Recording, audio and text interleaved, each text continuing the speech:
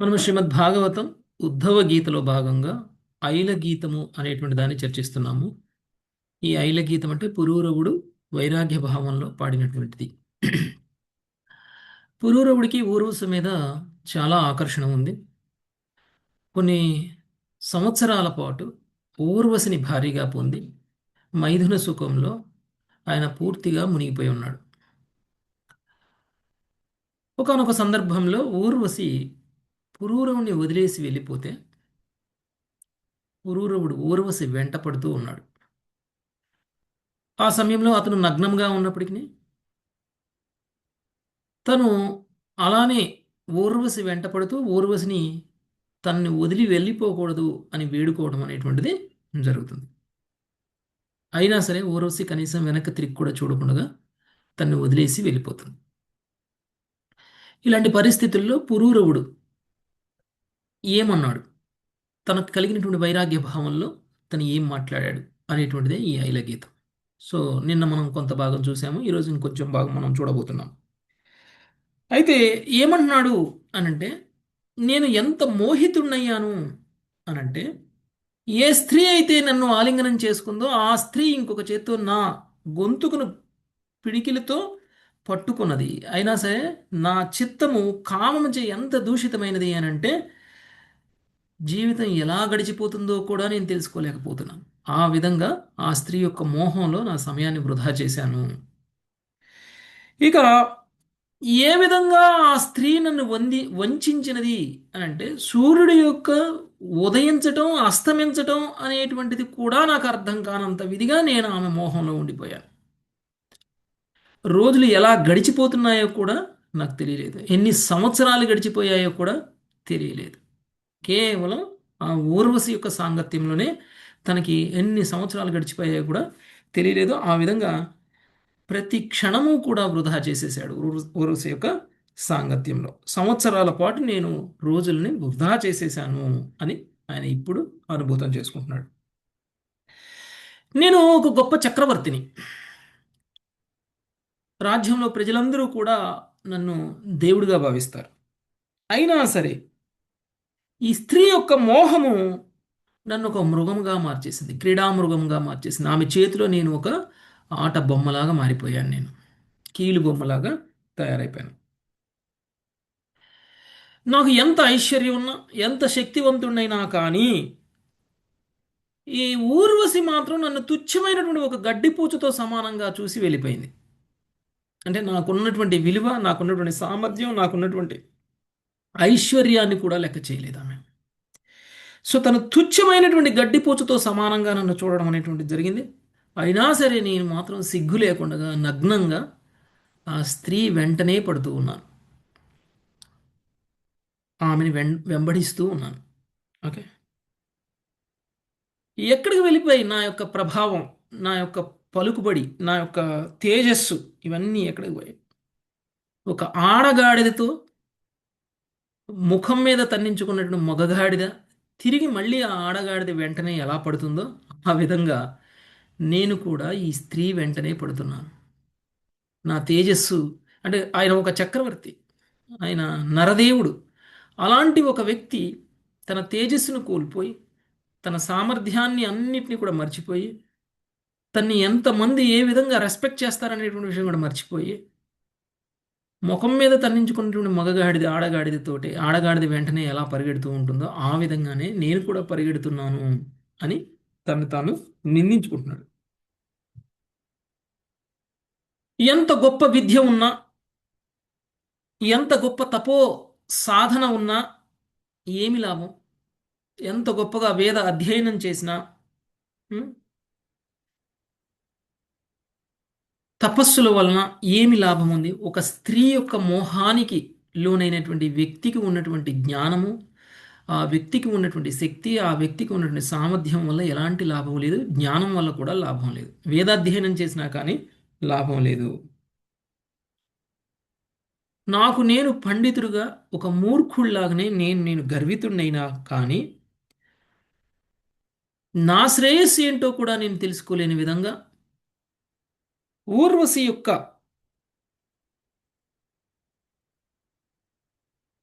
మోహంలో పడిపోయాను.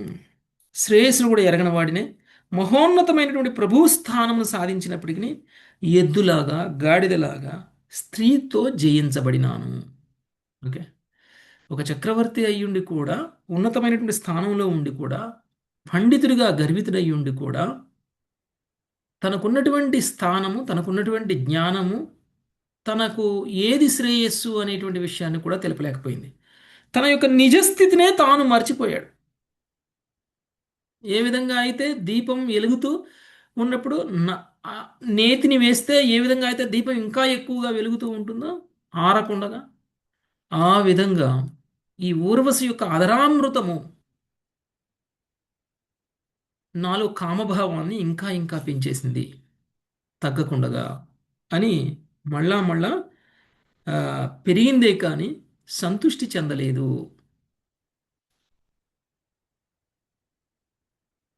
ఒక వేశ్యతో హరించబడినటువంటి నా చిత్తము ఇంద్రియ పరిధికి ఆవల ఉన్నవాడు ఆత్మారాములకు ప్రభువైనటువంటి భగవంతుడు తప్ప ఎవ్వరూ కాపాడలేరు.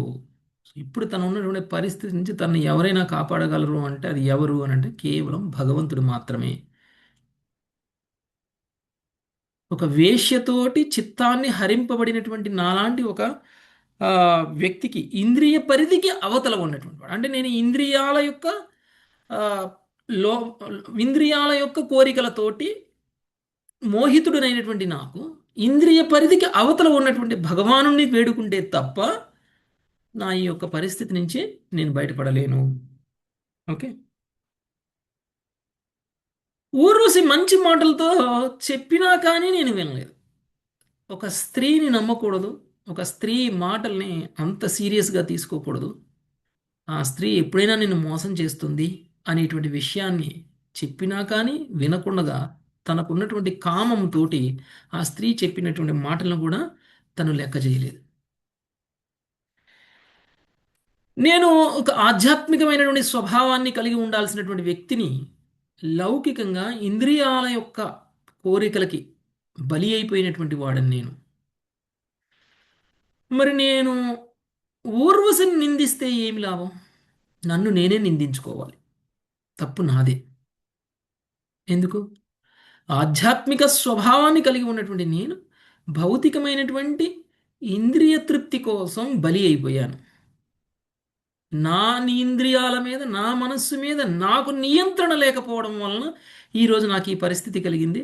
దానికి నేను ఊర్వశిని ఎందుకు నిందించాలి? ఆమె మాత్రం ఏం చేస్తుంది అని తన తన యొక్క తప్పుకు తానే నిందించుకుంటున్నాడు. ఇక శరీరం గురించి మాట్లాడుతున్నాడు. ఏ శరీరం యొక్క అందాన్ని చూసి తను మోహితుడైపోయాడో ఆ శరీరం కూడా ఒక మలమూత్రాలతో రక్తమాంసాలతో నిండి ఉన్నటువంటి ఒక తిత్తి లాంటి ఒక సంచి. దానిని చూసి నేను ఇంత ఆకర్షితుడినైపోయాను. అది నా శరీరమైనా ఒక స్త్రీ శరీరమైనా సరే ఒక సంచి లాంటిది. మలమూత్రాలని రక్తమాంసాలని మోస్తున్నటువంటి ఒక సంచి లాంటిది. అలాంటి దాన్ని చూసి నేను ఇంత మోహితుడినైపోయాను. ఇదంతా కూడా మిథ్య. ఇదంతా కూడా మిథ్య. ఇది మనం చూసాము. ఈరోజు మనం 19వ శ్లోకం నుంచి చూద్దాం. నాగలక్ష్మి మాతాజీ. హరే కృష్ణ. పిత్రో కిం స్వం ను భార్యాయ స్వామినోగ్నే స్వగృధ్రయో పిత్రోః కిం స్వం ను భార్యాయః స్వామినోగ్నే స్వహృదయః కిం ఆత్మనః కిం సుహృదం ఇతి యో నావసీయతే. కిమాత్మనః కిం సహృదం మితి యో నావసీయతే. తస్మిన్ కలేవరే మేధ్యే తుచ్చనిష్ఠే విషజ్యతే. తస్మిన్ కళేవరే మేజే తుచ్చనిష్టే విసజ్జతే. అహో సుభద్రం సునసం సుస్మితం చ ముఖం స్త్రియా. అహో సుభద్రం సునసం సుస్మితం చ ముఖం స్త్రియః. వాస్తవమునకు దేహము ఎవరి సొత్తో మనుజుడు ఎన్నడూ నిర్ణయింపజాలడు. ఇది జన్మనిచ్చిన తల్లిదండ్రులకు చెందినదా, లేక దానికి సుఖం నొసగేడి భార్యకు చెందినదా, లేక దేహంను ఆజ్ఞాపించే యజమానికి చెందినదా, ఇది చితిపైన అగ్నికి చెందినదా, లేక తుట్టతులకు దాన్ని భక్షించడి కుక్కలు నక్కలకు చెందినదా, ఇది సుఖదుఃఖ భోక్తయ్యగు ఆత్మకు చెందినదా, లేక దీన్ని ప్రోత్సహించుచూ తోడ్పడే సంగీత బంధువులకు చెందినదా? మనుషుడు దేహ యజమానిని ఖచ్చితంగా నిర్ణయించలేకపోయినను దాని ఎడ అమితానుగత్తుడగును. దేహము నీచగతిని పొందడి దూషిత రూపమే అయినను పురుషుడు స్త్రీ స్త్రీ వదనమును తేరిపార చూసినప్పుడు ఎంత అందమైన వనిత, ఈమెది ఎంత చక్కని నాసిక, ఈమెది ఎంత అందమైన చిరునవ్వు అని తలచుచుండును. భాష్యం. దేహమును పాతిపెట్టినప్పుడు క్రిములచే తినివేయబడును. అగ్నిలో దహించినప్పుడు బూడిదగా మారిపోవును. ఇది నిర్జన ప్రదేశంలో మరణించినప్పుడు కుక్కలు రాబందులచే తినివేయబడినని తుచ్చ నిష్టే నీచగతిని పొందేడిది అను పద సముదాయం సూచించును. మాయా స్త్రీ రూపం నందు ప్రవేశించినదే పురుషుని మనసును మోహపరచును. స్త్రీ రూపం నందున్న మాయకు పురుషుడు ఆకర్షితుడైనను స్త్రీదేహంను ఆలింగనం చేసుకున్నప్పుడు అతనికి రెండు చేతులు నిండుగా మలము, రక్తము, చీము, చర్మము, ఎముకలు, రోమములు, మాంసమే లభించగలదు. జనులు దేహాత్మ బుద్ధితో శునక మార్జాలముల వలె వ్యవహరించరాదు. మనుషుడు కృష్ణభక్తి భావన కలిగిన వాడే దేవదేవుని శక్తులను సులాభం నాకు వినియోగించుకున్నటకు విద్యగా యత్నింపక అతన్ని సేవించుటకు నెరవను. Thank you. ఓకే. ఏ దేహాన్ని చూసైతే తను మోహితుడు అయ్యాడో ఆ దేహం ఎవరిది? ఏ దేహాన్ని చూసి తన దేహం మోహితమైనదో ఆ దేహం ఎవరిది? ఇది ఇప్పుడు తనకు కలిగినటువంటి ప్రశ్న. ఈ దేహం నాదా? ఉం? ఈ దేహం నాదా? సో అందుకనే తను అన్నాడు, ఈ దేహం ఎవరి సొత్తో మనుషుడు ఎన్నడనూ నిర్ణయింపజాలడు. జన్మనిచ్చిన తల్లిదండ్రులదా, లేక సుఖమొసిగేటువంటి భార్యదా, లేదా దేహమును ఆజ్ఞాపించేటువంటి యజమానికి చెందిందా, చితిపైన అగ్నికి చెందినదా, తుట్టతుదుకు దానిని భక్షించడు కుక్కలు నక్కలకు చెందిందా, లేదా సుఖ దుఃఖ భోక్త అయినటువంటి ఆత్మకు చెందినదా, లేక దీన్ని ప్రోత్సహించుచూ తోడ్పడే సన్నిహిత బంధువులకు చెందిందా? మనుజుడు దేహ యజమానిని ఖచ్చితంగా నిర్ణయించలేకపోయినను దాని ఎడ మాత్రం అమితమైనటువంటి అనురక్తిని కలిగి ఉండదు. ఓకే. మనకి మన శరీరం అంటే చాలా ఇష్టం. మన శరీర సుఖాల కోసం మనం ఏదైనా చేస్తాం. తప్పులు కూడా చేయడానికి సిద్ధంగా ఉన్నాం. అందుకనే కుటుంబ సభ్యుల మధ్య కూడా కలహాలు. అందుకనే వ్యాపారాలు, మనం చేస్తున్నటువంటి వృత్తుల్లో కూడా మోసాలు. ఎందుకు చేస్తున్నాం? డబ్బు కోసం. ఎందుకు ఆ డబ్బు? ఆ డబ్బు వలన మన శరీరాన్ని మన సుఖంగా ఉంచుకోవడం కోసం, మన ఇంద్రియ తృప్తి కోసం. అలాంటి శరీరం ఎవరిది అని ఒకసారి కనుక మనం ప్రశ్నించినట్లయితే ఎవరికి ఎవరికి చెందుతుంది ఆ శరీరం? ఉం? ఒక భౌతికమైనటువంటి పదార్థం అది. ఆ శరీరం మనం కాదు. ఆ శరీరంతో ఉన్నటువంటి బంధాలు ఎవరికైతే ఉన్నాయో వాళ్ళది కూడా కాదు. ఆ శరీరానికి సుఖాన్ని ఇస్తున్నటువంటి భార్యది కాదు. ఆ శరీరానికి సుఖ దుఃఖాలను కలిగి అనుభవిస్తున్నటువంటి ఆత్మది కూడా కాదు. ఒకవేళ వ్యక్తి మరణిస్తే ఆ మరణించినటువంటి ఆ వ్యక్తిని గనక కాల్చితే కాల్చితే బూడిదైపోతుంది.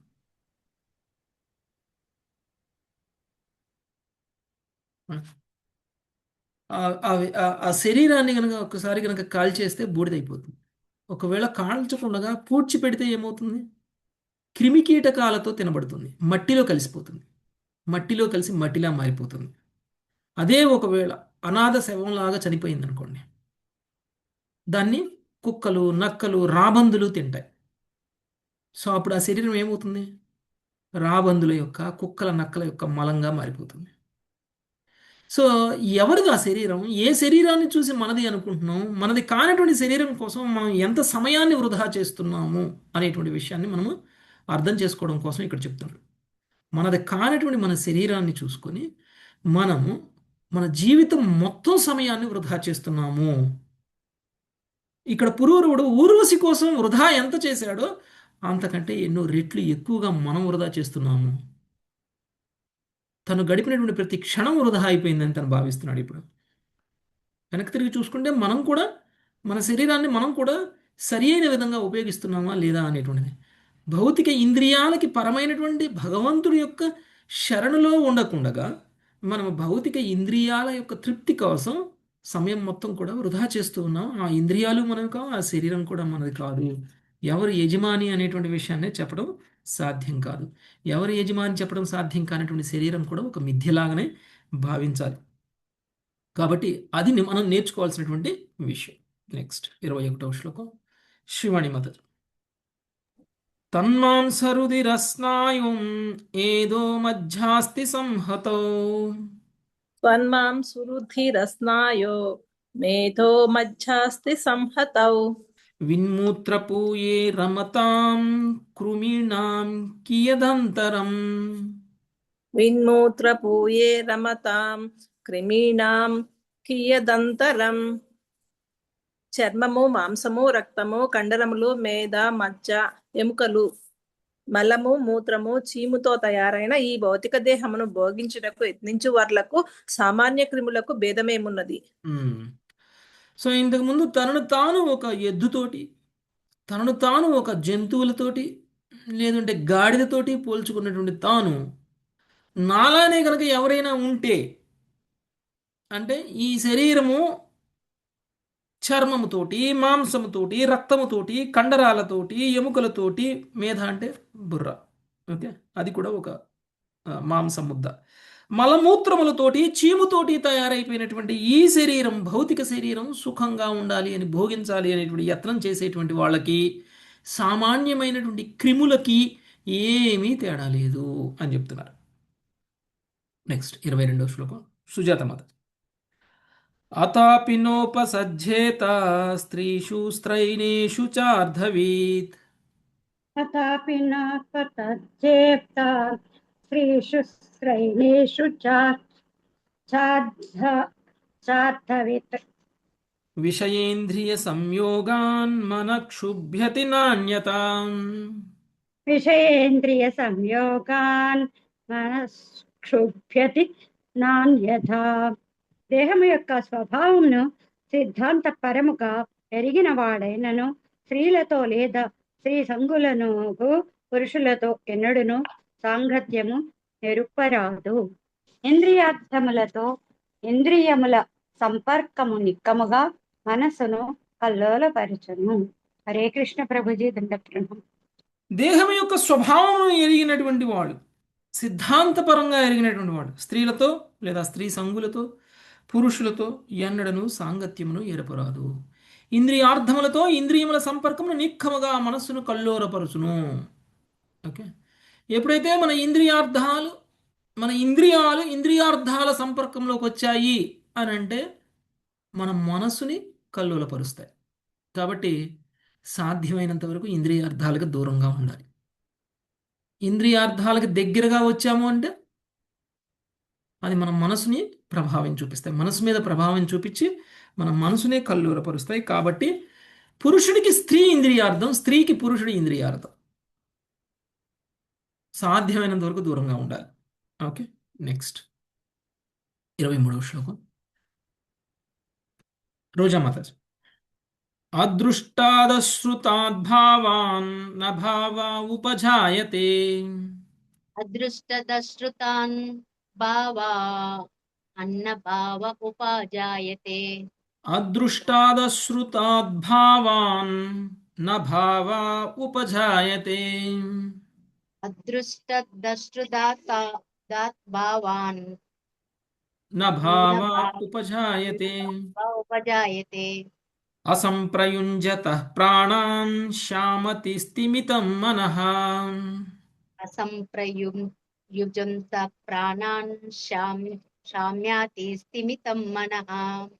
కనని వినని విషయములచే మనస్సు కలత చెందదు కనుక ఇంద్రియ నిగ్రహము కలిగిన మనుజుని మనస్సు సహజంగానే లౌకిక లాపములను విరమించి శాంతి అయి ఉండును.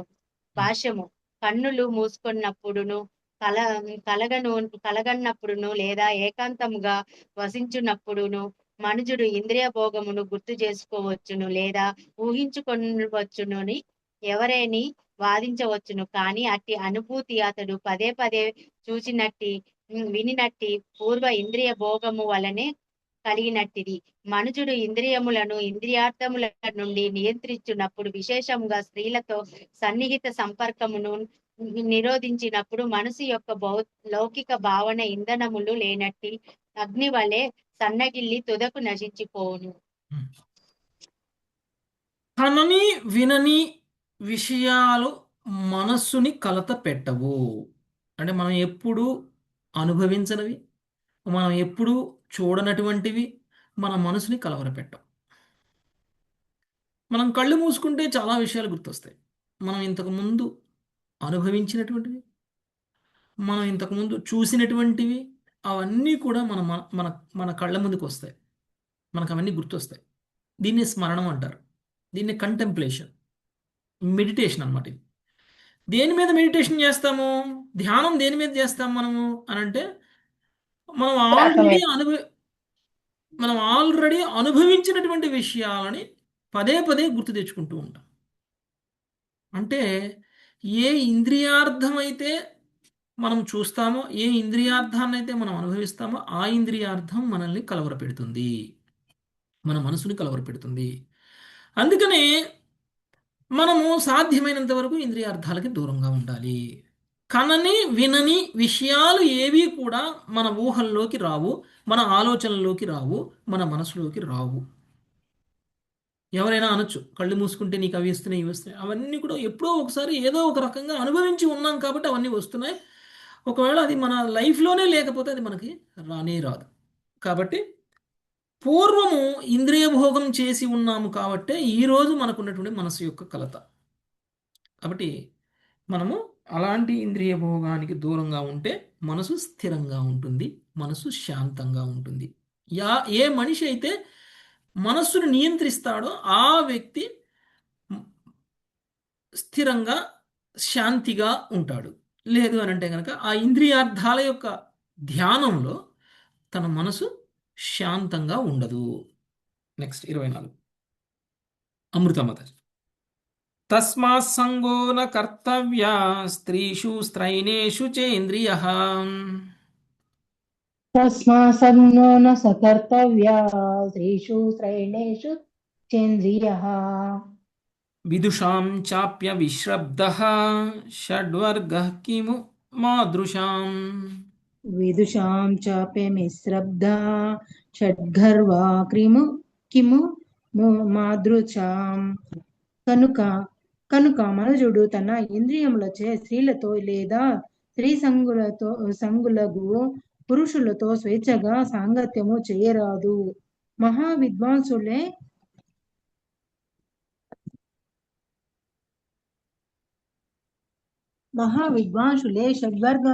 షడ్వర్గములను విశ్వసింపరు. అయినచో నా వంటి మూర్ఖుల విషయములో వేరుగా చెప్పున్నదేమున్నది?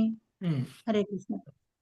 కాబట్టి మనిషి ఇంద్రియాలని ఇంద్రియార్థాలకి దగ్గరగా రాకుండా చూసుకోవాలి. ఇంద్రియములచే స్త్రీలతో లేదా స్త్రీ సంగులతో పురుషులతో స్వేచ్ఛగా సాంగత్యము చేయరాదు. మహావిద్వాంసులే అరిషడ్వర్గములను విశ్వసింపరు. అయినచో నా వంటి మూర్ఖుల విషయంలో వేరుగా చెప్పవలసింది ఏమన్నది? ప్రస్తుతం సమాజంలో స్త్రీ పురుషుల సమానత్వము అని ఒక మాటతో అందరూ కూడా, ప్రస్తుతం జనరేషన్ అంతా కూడా స్త్రీ పురుషుల సమానత్వము, మమ్మల్ని ఎందుకు పురుషుల నుంచి దూరంగా ఉంచుతారు, పురుషులు కూడా ఎందుకు మమ్మల్ని అందరితో కలిసి ఉండనివ్వరు, ఇలాంటివన్నీ మాట్లాడతారు. పెద్ద పెద్ద గొప్ప గొప్ప విద్వాంసులే వాళ్ళ ఇంద్రియాలను నియంత్రించలేకపోయారు. మనలాంటి వాళ్ళు ఎంత? పురూరవుడే చెప్తున్నాడు, నాలాంటి వాడు ఎంత? పెద్ద పెద్ద విద్వాంసులు, పండితులే. మాతాజీ మ్యూట్లో ఉంటారా? అమృత మాతాజీ. ఓకే. పెద్ద పెద్ద పండితులే వాళ్ళ ఇంద్రియాలను నియంత్రించలేనప్పుడు ప్రస్తుతం జనరేషన్లో ఉన్నటువంటి వాళ్ళు ఒకళ్ళ మీద ఒకళ్ళు పడుతూ, ఒకళ్ళతోటి ఒకళ్ళు రాసుకు పూసుకు తిరుగుతూ ఇంద్రియాలను నియంత్రించుకుంటున్నాం మేము, మా ఇద్దరి మధ్య ఎలాంటి సంబంధాలు లేవు, మేమిద్దరం చాలా ట్రాన్స్పరెంట్గా ఉన్నాము అంటే ఎవరు నమ్ముతారు? ఎవరికి సాధ్యమవుతుంది? అది ఉంటే ఉండొచ్చు, మీకు ఉండాలని ఉండొచ్చు, కానీ ఈ నేచర్ అలాంటిది కాదు. ఒక పురుషుడు ఒక స్త్రీతో సాంగత్యంలో ఉన్నాడు అని అంటే ఒక తప్పు ఆలోచన అనేటువంటిది తప్పకుండా వస్తుంది. అది స్వభావం, అది ఇంద్రియార్థానికి ఇంద్రియానికి మధ్య ఉన్నటువంటి ఆకర్షణ. అంతేకాని మనం ఎంత నిగ్రహించుకున్నా కానీ పండితులే నిగ్రహించుకోలేకపోయారు, మనలాంటి వాళ్ళు ఎంత అని చెప్తున్నారు. ఓకే. సో ఈ విధంగా ఐల గీతము మన పురూరవుడు ఇప్పటివరకు కూడా తన వైరాగ్య భావాన్ని వ్యక్తం చేసి తన సమయం మొత్తాన్ని కూడా వృధా చేసేసాడు. తన శరీరాన్ని మోహం భ్రమగా భావించకుండా తన శరీరంతో ఇంద్రియ భోగం చేయడానికి ఉపయోగించాడు, సమయం మొత్తం కూడా వృధా అయింది అని చెప్తున్నారు. ఓకే, ఇప్పుడు శ్రీకృష్ణుడు ఈ కథకు సారాంశాన్ని ఏం చెప్తున్నారో చూద్దాం. ఇందుమతి మాత. శ్రీ భగవానువాచ శ్రీ భగవానువాచ ఏవం ప్రగాయన్ నృపదేవదేవ ఏవం ప్రగాయునృప దేవదేవః స ఊర్వశీ లోకమతో విహాయ స ఊర్వశీ లోకమదో విహాయ ఆత్మానమాత్మన్యవగమ్య మాం వై ఆత్మానమాత్మానం గమ్య మాం వై ఉపారయజ్ఞాన విధూతమోహం ఉపరమజ్ఞాన విధూతమోహ. భగవానుడు పలికెను, ఈ విధముగా దేవ నర శ్రేష్ఠుడగు పురూరవుడు ఈ గీతమును ఆలపించి ఊర్వశీలోకమున తాను సాధించిన పదమును ఛేదించెను. దివ్యజ్ఞానము చే తన మోహము తొలగగా అతడు నన్ను హృదయస్థ పరమాత్మునిగా నెరిగి తుదకు శాంతిని పొందెను. ఇలాంటి ఒక వైరాగ్య భావనతో తనకి ఎదురైనటువంటి పరిస్థితుల నుంచి నేర్చుకున్నటువంటి జ్ఞానంతో తాను మనసులోంచి ఊర్వశిని తీసేశాడు. ఊర్వశీ లోకంలో తను పొందినటువంటి స్థానాన్ని, ఓకే, దేవ నర శ్రేష్ఠుడైనటువంటి పురూరుడు ఈ గీతమును ఆలపించి ఊర్వశీ లోకంలో తాను సాధించినటువంటి పదమును త్యజించను. ఊర్వశీ లోకం అంటే ఏంటిది? ఊర్వశీ లోకంలో తాను సాధించిన పదం అంటే ఏంటి? ఇంద్రలోకమా? ఊర్వశికి వేరే లోకం ఉందా? అది కాదు. ఆయన ఊహల్లో ఉన్నటువంటి ఊర్వశిని తొలగించారు. ఊర్వశి జీవితంలోంచి తనను తాను వేరు చేసేసుకున్నాడు. ఊర్వశికి తనకు ఏ సంబంధము లేని విధంగా మారిపోయాడు. ఓకే, త్యజించి తన హృదయంలో ఉన్నటువంటి ఊర్వశిని తీసేసి తన హృదయంలో ఉన్నటువంటి పరమాత్మని ధ్యానం చేయడం మొదలుపెట్టాడు. ఊర్వశిని ధ్యానం చేయడం పక్కన పెట్టి పరమాత్మ ధ్యానంలో పడ్డాడు. సో ఆ విధంగా హృదయస్థ పరమాత్ముని ధ్యానించినటువంటి తన మనసుకి శాంతి కలిగింది అని చెప్తున్నాడు. నెక్స్ట్ 26 ఉమాపతి ప్రభు. తదో దుస్సంగముత్సృజ్య సత్సు సజ్జేత బుద్ధిమాన్ తతో తతో సుసంగ ప్రభుజీ ఇంకోసారి చెప్పండి ప్రభుజీ. తతో దుస్సంగముత్సృజ్య సత్సు సజ్జేత బుద్ధిమాన్ తతో దుస్సంగముత్సృజ్య సత్సు సజ్జేత బుద్ధిమాన్ సంత ఏవాస్య చిందంతి మనోవ్యాసంగముక్తిభిః సంత ఏవాస్య చిందంతి మనోవ్యాస కముక్తిభిః. కనుక బుద్ధిమంతుడకు వ్యక్తి సమస్తముకు దుస్సాంగత్యమును విడిచి సాధుజన సాంగత్యమును చేపట్టవలను. సాధుజనుల వాక్కులు మనస్సు యొక్క అమితాశక్తిని ఛేదించి చేయగలవు. హరే కృష్ణ ప్రభు. కాబట్టి నిజంగా తెలియగలవాడు ఇలాంటి స్త్రీ సాంగత్యాలని లేకపోతే ఇంద్రియార్థాల యొక్క సాంగత్యాన్ని వదిలేసి సాధుజనుల యొక్క సాంగత్యాన్ని తీసుకోవాలి. అంటే భక్తుల సాంగత్యంలో ఉండాలి. అలా సాధుజనుల సాంగత్యం వలన ఏమవుతుంది అంటే సాధుజనులు మాట్లాడేటువంటి మాటలు మనం వింటే మన మనస్సు యొక్క అమితమైనటువంటి ఆసక్తి ఏదైతే ఉంటుందో అది తొలగిపోతుంది. ఓకే, అటాచ్మెంట్స్ పోతాయి. నెక్స్ట్ 27వ శ్లోకం. దేవి మాతాజీ, దేవి వేముల. సంతోనపేక్షా మచ్చిత్త ప్రశాంత సమదర్శిన. దేవి వేముల మాతాజీ. ప్రభు వస్తున్నాను. సంతోనపేక్ష మచ్చిత్తాః ప్రశాంతాః సమదర్శినః నిర్మమా నిరహంకార నిర్ద్వంద్వా నిష్పరిగ్రహ. నిర్మమా నిరహంకార నిర్ద్వంద్వ నిష్పరిగ్రహ. నా భక్తులు తమ చిత్తములను నాయందే లగ్నము కావించి భౌతికమైనదగు దేనిపైనైనను ఆధారపడరు. వారు సర్వదా శాంతులు, సమదర్శులు, మమత్వరహితులు, నిరహంకారులు, ద్వంద్వరహితులు, లోభరహితులనై ఉందురు. హరే కృష్ణ. ఎందుకు పురూరవుడు ఎప్పుడైతే భగవంతుడిని ధ్యానించడం మొదలు పెట్టాడో తన మనసుకి సంతృప్తి, సంతోషం, తన మనసుకి శాంతి ఎందుకు లభించింది అని అంటే భగవంతుడి యొక్క భక్తులైనటువంటి వ్యక్తుల యొక్క లక్షణాలే అలా ఉంటాయి. భగవద్భక్తులు తమకి ఆనందాన్ని ఆత్మతో సంబంధంలో చూస్తారు తప్ప శారీరక సంబంధంలో చూడరు. భక్తులు భగవంతుడి యొక్క సేవలో పొందినటువంటి ఆనందం కంటే భౌతికమైనటువంటి ఇంద్రియాలతో పొందినటువంటి ఆనందం తుచ్చమైనటువంటిది. భౌతిక ఇంద్రియాలతో వాళ్ళకి కలిగేటువంటి ఆనందం కంటే భగవంతుడి యొక్క భక్తియుత సేవలో కలిగేటువంటి ఆనందం ఎన్నో రెట్లు ఎక్కువ వాళ్ళకి. అందుకనే వాళ్ళు భౌతిక శరీరం పైన ఆధారపడరు. భౌతిక శరీరానికి కావాల్సినటువంటి సుఖాలు బాహ్యంగా తెచ్చుకొని ఆనందపడరు, ఆధారపడరు. వాళ్ళు సర్వదా శాంతులుగా, సమదర్శులుగా, మమత్వమును రహితులుగా. మమత్వ రహితం అంటే అటాచ్మెంట్ లేకుండా, ఇది నేను అని అనుకోకుండా, నిరహంకారులుగా, ద్వంద్వరహితులుగా, లోభరహితులుగా ఉందురు. అది భక్తుల యొక్క లక్షణాలు. ఓకే, నెక్స్ట్ 28 శివాణి మాత. తేషు నిత్యం మహాభాగా మహాభాగేషు మత్కదా. శివాణి మాతాజీ. నాగలక్ష్మి మాతాజీ. తేషు నిత్యం మహాభాగా మహాభాగేషు మత్పదః సంభవంతి హితాన్ నృణాం జుషతాం ప్రపునంత్యఘం.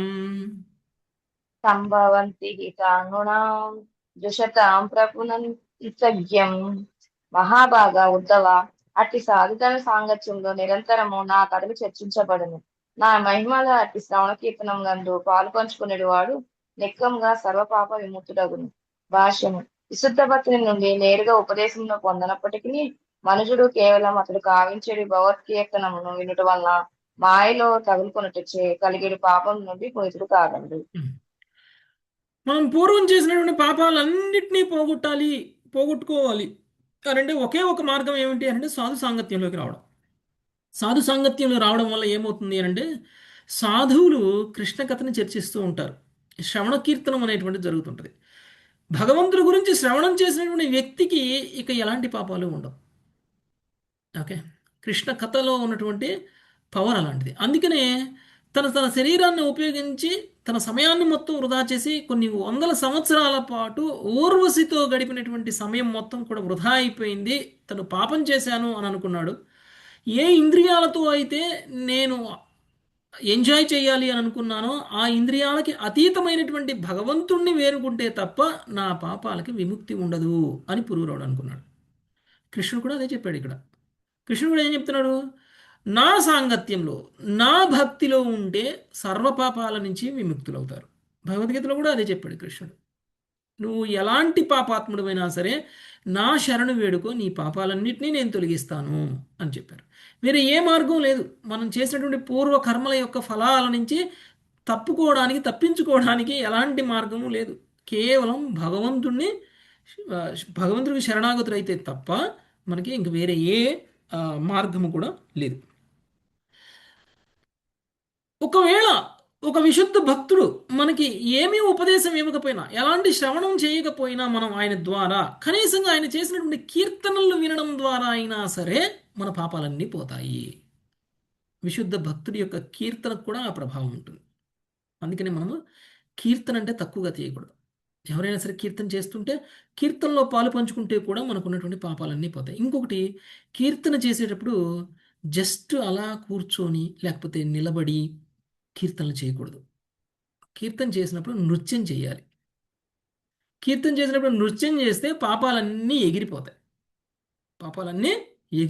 ఏ విధంగా అయితే మనం కీర్తన చేసేటప్పుడు ఏం చేస్తామంటే తాళం కొడతాం, కర్తాళం. తాళం కొడుతూ నృత్యం చేస్తూ కీర్తన చేయాలి. అలా చేస్తే ఏమవుతుంది? అలా చేస్తే ఏమవుతుంది? చెట్టు మీద ఉన్న పక్షులు ఎలా ఎగురుతాయో అలా ఎగురుతాయట మన పాపాలు కూడా.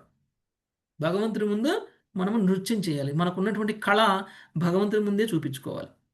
ఓకే, అప్పుడే ఆ కళకి ఒక పర్పస్ సాల్వ్ అవుతుంది. లేదు అంటే కనుక అక్కడ ఏదో భౌతికమైనటువంటి వ్యక్తుల మధ్యలో చూపించుకోవడానికి కాదు, మనకి భగవంతుడు ఇచ్చినటువంటి కళ మన పాపాలను తొలగించుకోవడానికి ఇచ్చారు.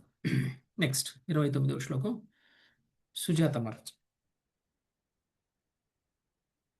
తాయే శృణ్వంతి గాయంతి హ్యనుమోదంతి చాధృతాం.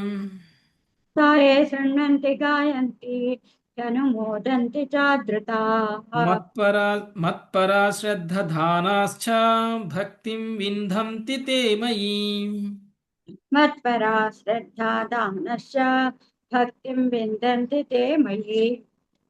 నా కథలు వినువాడు, కీర్తించేవాడు, ఆదరముతో హృదయమున నిలుపుకొనివాడు, శ్రద్ధతో నాయడ అనురక్తుడై ఆ విధముగా నా భక్తి యోగమును పడయును. భాష్యం. ఉన్నతులకు కృష్ణ భక్తుల నుండి శ్రవణము చేసేటివాడు సంసార సాగరము నుండి రక్షింపబడును. మనుజుడు ప్రామాణిక గురుదేవుని ఆజ్ఞను పాటించినప్పుడు మనస్సు యొక్క కలుషిత కలాపములు నిలిచిపోగలవు.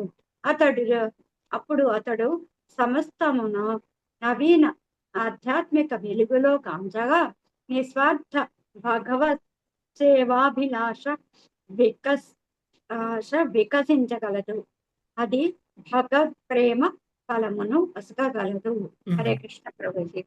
ఎప్పుడైతే మనం కృష్ణ కథ వింటామో భగవంతుడు ఏం చెప్తున్నాడు? నా కథని వినేటువంటి వాడు. భగవంతుడి యొక్క కథ దివ్యమైనటువంటిది, భౌతికమైనటువంటిది కాదు.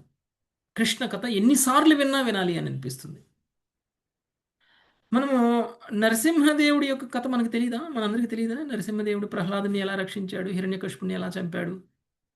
ఎన్నిసార్లు విన్నాం ఇప్పటికి మనం? మన సినిమా వస్తే చూడకుండా ఉన్నామా మనం?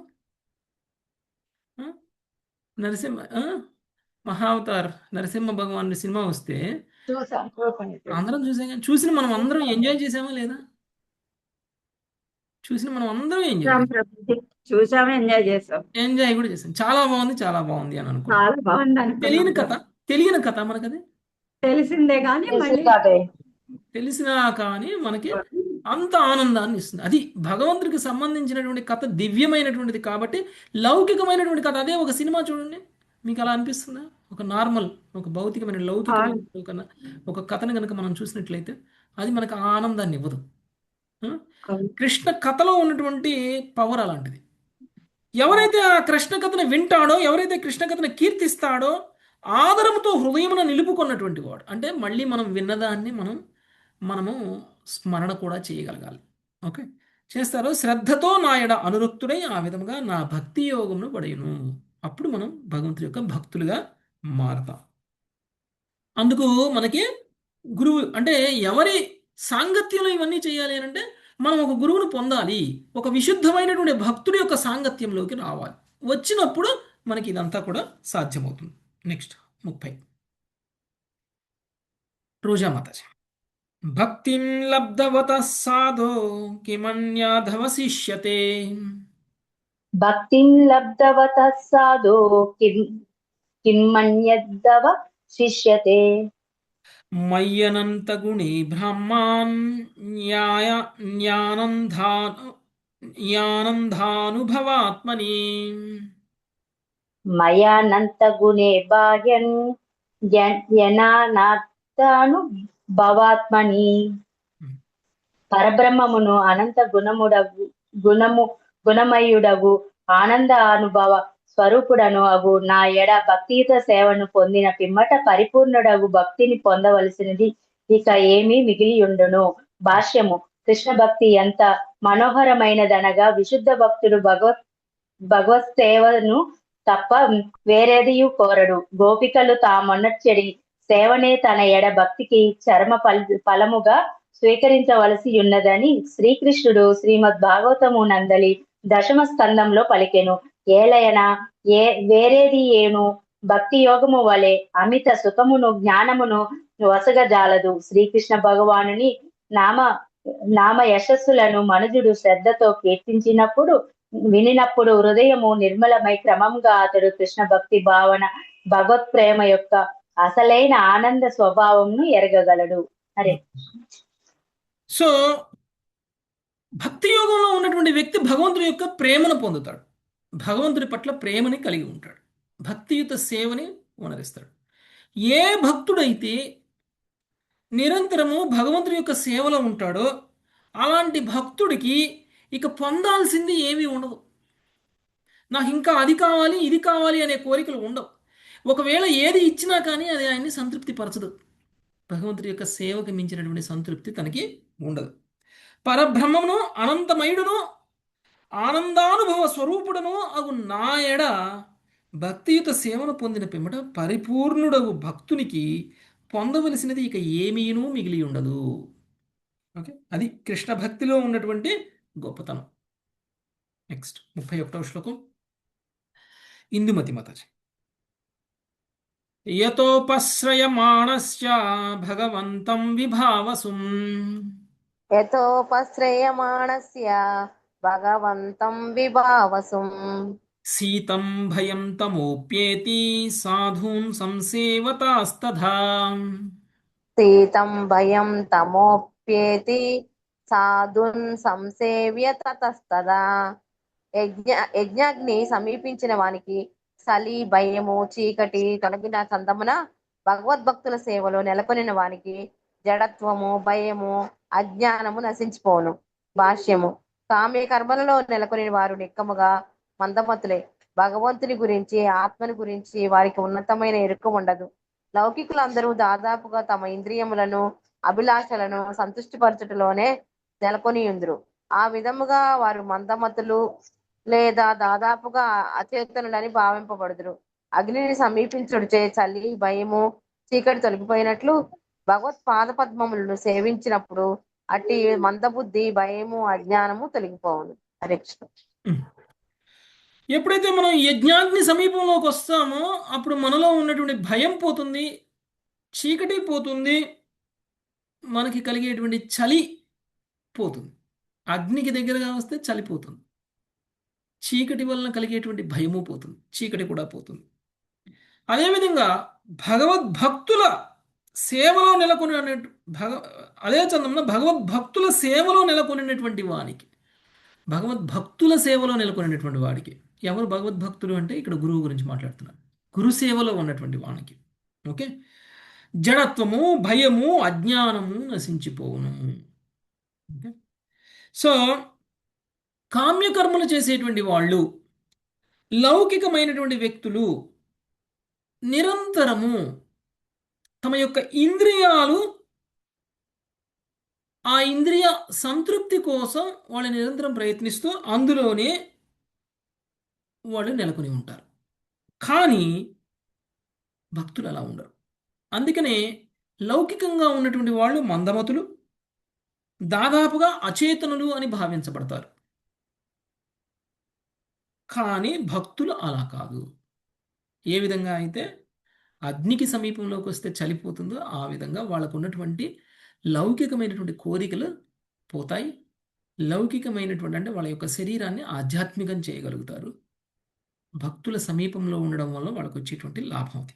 ఓకే, నెక్స్ట్ 32వ శ్లోకం, అక్షర సౌజన్యమత. నిమజ్జోన్మజ్జతాం ఘోరే భవాబ్ధౌ పరమాయణం. నిమజ్జో న జన్మతాం గేరే భవగ్ధో పరమాయణం. నిమజ్జోన్మజ్జతాం ఘోరే భవాబ్ధౌ పరమాయణం.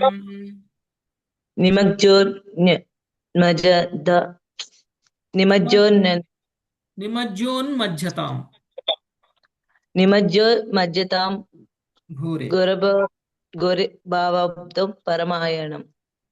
సంతో బ్రహ్మవిదః శాంతా నౌర్ధృడేవాప్సు మజ్జతాం. సంతో బ్రహ్మవిదః శాంతా నౌర్ధృడే వాప్సు మజ్జతాం. గేరమగు సంసార సాగరమున పదే పదే మునుగుచు తేలుచుండి వారలకు పూర్ణ జ్ఞానమునందు శాంతముగా నెలకొనిన భగవద్భక్తులే చర్మాశ్రమై ఉన్నారు. అటువంటి భక్తులు నీటి యందు మునిగడి వారలను రక్షించుటకు ఉన్నటి దృఢమగు నౌక వంటి వారు. హరే కృష్ణ. విశుద్ధ భక్తుల యొక్క ఆశ్రయంలోకి వచ్చినటువంటి వ్యక్తే ఉద్ధరింపబడతాడు. ఘోరమైనటువంటి లౌకిక కలాపాలలో పాల్గొనేటటువంటి వ్యక్తుల యొక్క చరమ ఆశ్రయ స్థానం ఏమిటి అని అంటే విశుద్ధ భక్తులే. వాళ్ళు సంసార సాగరంలో మునిగి తేలుతూ ఉంటారు. ఒక జన్మని కోల్పోయి ఇంకొక జన్మని పొందడం, ఒక జన్మను కోల్పోయి ఇంకొక జన్మను పొందడం, ఇది సంసార సాగరంలో మునగడం తేలడం, మునగడం తేలడం. కానీ వీళ్ళు ఆ సంసార సాగరాన్ని ఈదలేకపోతున్నారు. ఈదినటువంటి వాడు ఏమవుతాడు? అవతల ఒడ్డుకి చేరుకుంటాడు. కానీ లౌకికంగా ఉన్నటువంటి వ్యక్తి అవతల ఒడ్డుకి చేరుకోకుండా అదే సాగరంలో మునుగుతూ తేలుతూ ఉన్నాడు. మరి ఇలాంటి వాడికి ఒక నౌక కావాలి. అప్పుడే ఈ వ్యక్తి ఆ సంసార సాగరాన్ని దాటగలుగుతాడు. ఆ నౌక ఎవరు అనంటే విశుద్ధ భక్తులు. ఎప్పుడైతే మనం ఆ విశుద్ధ భక్తులని ఆశ్రయిస్తామో ఆ విశుద్ధ భక్తులు మన మీద కరుణ చూపించి ఒక నౌకలాగా మనల్ని ఆ సంసార సాగరాన్ని దాటించి వేస్తారు. ఓకే, అది విశుద్ధ భక్తుల యొక్క స్థానం, విశుద్ధ భక్తుల యొక్క గొప్పతనం. నెక్స్ట్ 33వ శ్లోకం శ్రీవాణి మాత. అన్నం హి ప్రాణినాం ప్రాణార్తానాం శరణం త్వహం అన్నం హి ప్రాణినాం ప్రాణార్తానాం శరణం త్వహం ధర్మో విత్తం నృణాం ప్రేత్య సంతోర్వాగ్భిర్య వార్ ధర్మో విత్తం నృణాం ప్రేత్య సంతోర్వాగ్భిభ్య తోరణం. ధర్మో విత్తం రుణాం ప్రేత్య సంతోర్వాగ్భిభ్యతోర్ణం. అన్నము సకల జీవులకు ప్రాణమైనట్లు ఆర్తులకు నేను చరమాశ్రయమును అయినట్లు మరణావస్థలో ఉన్నవానికి ధర్మమే సంపద అయినట్లు సంసార భయమును కలిగిన జనులకు నా భక్తులే ఆశ్రయమై ఉన్నారు. భాష్యము. కామక్రోధములచే క్రిందకు ఇడవబడిదమని భీతం చెందేడు వారు భగవద్భక్తులు చరణ కమలములను ఆశ్రయించవలెను. భగవద్భక్తులు మనుజుని భగవత్ సేవలో సురక్షితముగా నెలకొన చేసేదరు. హరే కృష్ణ. అన్నము సకల జీవుల ప్రాణమైనట్లు ఆర్తులకు నేను చరమాశ్రయము అయి ఉన్నట్లు మరణావస్థలో ఉన్న వారికి ధర్మమే సంపద అయినట్లు సంసార భయము కలిగినటువంటి జనులకు నా భక్తులే ఆశ్రయమై ఉన్నారు. చూడండి, భక్తుల యొక్క గొప్పతనాన్ని భగవంతుడు చెప్తున్నారు. నా భక్తులే లౌకికంగా పతనం చెందినటువంటి వ్యక్తులకి, సంసార సాగరంలో ఈదుతున్నటువంటి వాళ్ళకి నా భక్తులే ఆశ్రయస్థానమై ఉన్నారు. ఏ విధంగా అయితే సకల జీవులకి ప్రాణాన్ని ఇచ్చేది ఉంది అన్నమవుతుందో, ఆర్తులకి చరమ ఆశ్రయస్థానం నేను ఎలా అయ్యానో, మరణావస్థలో ఉన్నటువంటి వాళ్ళకి ధర్మం ఎలా ఆశ్రయం అవుతుందో, అలానే సంసార భయములు కలిగి ఉన్నటువంటి వ్యక్తులకి నా భక్తులే ఆశ్రయస్థానము అని చెప్తున్నారు. నెక్స్ట్ 34. కాబట్టి భక్తుల సాంగత్యము అనేటువంటిది చాలా పవర్ఫుల్, దాన్ని వదిలిపెట్టకూడదు. నెక్స్ట్ నాగలక్ష్మి మాత. సంతో దిశంతి చక్షుంషి బహిరర్క సముత్తిత. నాగలక్ష్మి మాత.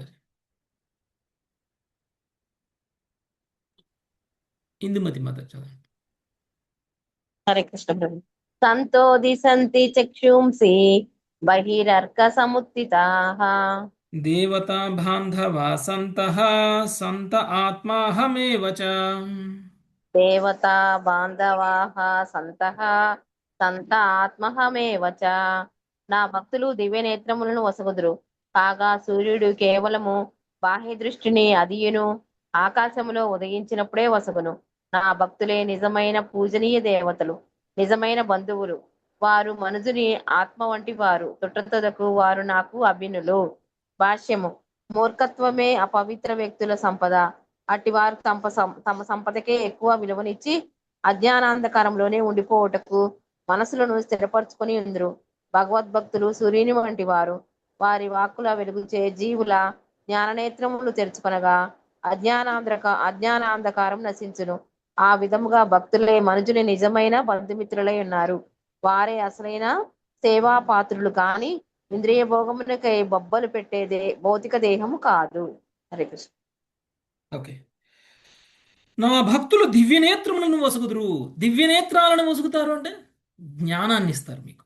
ఓకే, భక్తుల యొక్క సాంగత్యము బంధుమిత్రుల యొక్క సాంగత్యంతో సమానం కాదు అనేటువంటి విషయాన్ని చెప్తున్నారు.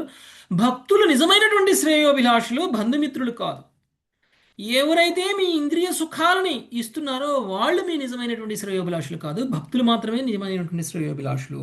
ఎందుకు అంటే భక్తులు నిజమైనటువంటి దివ్య నేత్రాలని మీకు ఇస్తారు. అంటే మీకున్నటువంటి కళ్ళతో నిజమేంటో అబద్ధమేంటో చూడగలిగేటువంటి శక్తిని మీకు ఇస్తారు. ఓకే, సూర్యుడు కేవలం పగలు మాత్రమే వెలుతురు ఇస్తారేమో, కానీ భక్తులు మాత్రం మీకు నిరంతరం జ్ఞాన నేత్రాలను ఇస్తారు, ఎప్పుడూ చూడగలిగేటట్లుగా ఇస్తారు. ఓకే, తర్వాత ఆకాశంలో ఉదయించినప్పుడే వసగును. సూర్యుడు ఆకాశంలో ఉదయించినప్పుడే వెలుగునిస్తుంది. నా భక్తులు నిజమైనటువంటి పూజనీయ దేవతలు.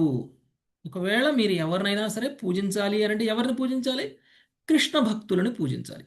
పూజనీయులైనటువంటి దేవతలు ఎవరు అంటే కృష్ణ భక్తులు.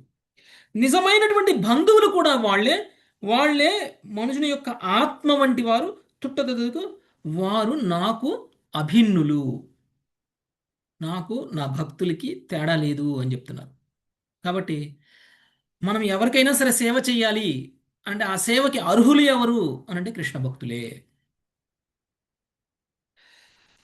కానీ లౌకికమైనటువంటి వ్యక్తులు సంపదల వెనకాల పడి సంపదే ధ్యేయంగా వాళ్ళు నిరంతరము కృషి చేస్తూ ఉంటారు. అది వాళ్ళ యొక్క మూర్ఖత్వము అని చెప్తున్నారు. లౌకిక సంపదల వెనకాల పడినటువంటి వ్యక్తులు కృష్ణ భక్తులని నిర్లక్ష్యపరుస్తారు. కృష్ణ భక్తులు మన చెంతనే ఉన్నా కానీ మనము వాళ్ళకి ఎలాంటి గౌరవాన్ని కానీ పూజ కానీ ఆరాధన కానీ చెయ్యం. కృష్ణుడు ఏం చెప్తున్నారు? కృష్ణ భక్తుల ఆరాధన కృష్ణుడి ఆరాధనే, కృష్ణుడికి అభిన్నము కృష్ణ భక్తులు అనేటువంటి విషయాన్ని చెప్తున్నారు. కాబట్టి వాళ్ళే నిజమైనటువంటి శ్రేయోభిలాషులు. 35 నాగలక్ష్మి మాతాజీ. వైతసేనస్తతోప్యేవం ఊర్వశ్యా లోక నిస్పృహః వైతసేనస్తతోప్యేవం మూర్వస్యాలోక నిస్పృహ ముక్తసంగో మహిమేతాం ఆత్మారామశ్చచారః ముక్తసంగో మహిమేత మాత్మారమచ్చచారః. ఈ విధంగా పురూరవుడు ఉరవశి యొక్క లోకములో వసించవలననేటి కోరికను విడిచిన వాడే ముక్త సంగునిగను ఆత్మారామునిగను ధరణి అంతటను స్వేచ్ఛగా సంచరింపదొడిగాను. శ్రీమద్ భాగవతం నందలి ఐలగీతమును ఏకాదశ స్కందములోని 26వ అధ్యాయమునకు కృష్ణ కృపామూర్తి శ్రీ శ్రీల ఏసి భక్తివేదాంత స్వామి ప్రభుపాదుల వారి వినమ్ర శిష్య ప్రణీతముకు భాష్యము సమాప్తము. ఓకే, ఇది పురూరుడు యొక్క చరిత్ర. ఎప్పుడైతే ఊర్వశిని కోల్పోయాడో అప్పుడు తన ఊహల్లో నుంచి తన ఆలోచనలో నుంచి ఊర్వశిని తీసి పక్కన పెట్టేశాడు. ఊర్వశి లోకంలో నుంచి బయటకు వచ్చేసాడు. అప్పటి వరకు ఊర్వశి లోకంలో ఉన్నాడు, అప్పటి నుంచి ఊర్వశి లోకంలో నుంచి బయటకు వచ్చేసాడు. ఆ విధంగా ముక్త సంగునిగా ఆత్మారామునిగా ధరణి అంతటను స్వేచ్ఛగా సంచరించసాగాను. ఒక విశుద్ధ భక్తుడిగా మారిపోయాడు. అది పురూరవుడి యొక్క కథ. అందులో ప్రత్యేకించి ఈరోజు మనం తెలుసుకునేటువంటి విషయం భక్తుల యొక్క సాంగత్యం, భక్తుల యొక్క సాంగత్య యొక్క మహిమ అనేటువంటి మనం తెలుసుకున్నాం. Thank you very much. Hare Krishna. వంచాకల్పతరుభ్యశ్చ కృపా సింధుభ్యైవ చ పతితానాం పావనేభ్యో వైష్ణవేభ్యో నమో హరే నమః. కృష్ణ హరే హరే కృష్ణ కృష్ణ హరే కృష్ణ కృష్ణ కృష్ణ కృష్ణ కృష్ణ హరే హరే హరే హరే రామ రామ హరే రామ హరే రామ రామ రామ హరే హరే